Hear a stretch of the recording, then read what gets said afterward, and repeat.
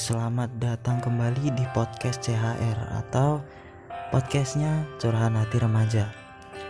Jadi pada video kali ini kita akan bahas topik yang lumayan seru nih, karena topik ini berhubungan dengan asmara atau percintaan.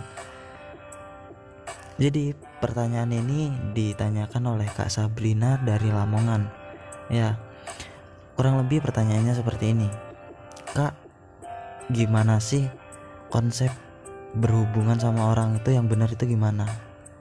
Karena selama ini aku nih ketemu orang yang salah mulu, orangnya yang suka selingkuh, orangnya suka nggak bener lah pokoknya. Itu kenapa ya Kak? Oke, jadi begini Sabrina, dan ini bukan hanya khusus untuk Sabrina tapi mungkin bisa menginspirasi kalian semua. Oke, kita akan bahas dari konsep berhubungan. Jadi seperti ini. Dalam konsep berhubungan dengan orang lain, kita itu adalah membagikan kebahagiaan kita. Jadi ketika kita belum bahagia, kita nggak bisa nih membahagiakan orang lain. Nah, bedanya kalau kita menganggap orang lain sebagai sumber kebahagiaan, kita bakalan sakit sendiri gitu. Nah, dalam konsep ini sering nih banyak orang yang salah. Banyak yang menganggap, wah kalau saya nggak sama dia nih, itu bakalan kayaknya rasanya bakalan kiamat, bakalan nggak bisa hidup tanpa dia. Aduh, pokoknya sakit banget deh. Nah, itu karena dia menganggap orang lain sumber kebahagiaannya. Jadi solusinya adalah kamu harus membahagiakan diri kamu sendiri tanpa orang lain, karena tanggung jawab kamu yang utama itu adalah membahagiakan diri sendiri. Baru bisa berbagi kebahagiaan dengan orang lain. Misalnya sama orang yang kamu suka, ya kamu harus berbagi kebahagiaan, bukan mengharapkan kebahagiaan. Dan itu sering terbalik sama orang-orang gitu. Banyak sekali orang-orang yang, wah nih kayaknya kalau saya sama dia, saya bakalan bahagia nih. Padahal tahu dari mana kalau itu sumber kebahagiaan? Yang ada malah sakit sendiri. Nah, kalau kamu mau ketemu orang yang benar-benar dia berbagi kebahagiaannya kepada kamu harus bahagiain diri kamu sendiri dulu dengan cara memperbaiki hubungan kamu dengan Tuhan. Ya, dengan memperbaiki hubungan kamu dengan Tuhan, kamu bakalan lebih mudah nih, bakalan ditunjukin orang yang benar-benar sayang sama kamu, benar-benar dia itu mau berbagi kebahagiaan sama kamu.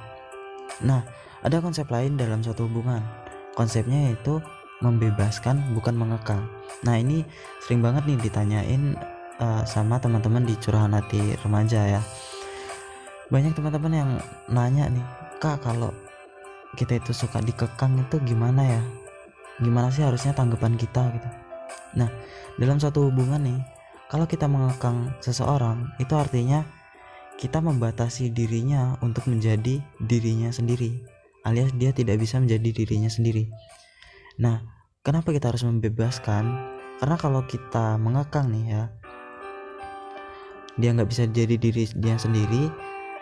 Terus kalau kita kekang, orang yang emang tadinya suka selingkuh, emang orang yang nggak benar, itu bakalan tetap selingkuh, tetap nggak benar gitu loh.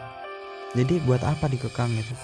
Kalau kita nih ketemu orang yang benar-benar sayang sama kita, benar-benar mau berbagi kebahagiaan kepada kita, itu kita nggak perlu untuk mengekangnya, kita membebaskannya.